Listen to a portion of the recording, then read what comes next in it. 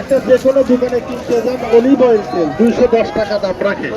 এই যে এখানে কি লেখা আছে, আগে আল্লাহর রহমতে এই জৈতুনের তেল স্পেনের লোকজন রুটি দিয়ে খায়, আর আমাদের বাংলাদেশের লোকজন ওই ঘুম থেকে উঠে আগে আকিস বিরিয়ার ব্যঞ্জন চিকেন ঠুকায়। বাপের যত টাকা ততই গরম। ওই বাপের টাকা শেষ, তাই এটা কার ঘুরা রে? আমার বাপের টাকার ঘুরা। নিজে বেটা একটা কিনে দেখা, তাহলে টের পাবে। যে কোনো জায়গা ব্যথা আছে একটু লাগাবে। এটা কোনো লেকচার সাফার জিনিস না। টাকা দিয়ে কিনবেন, টাকা দিয়ে টাকার জিনিসই কিনে নিয়ে যাবে।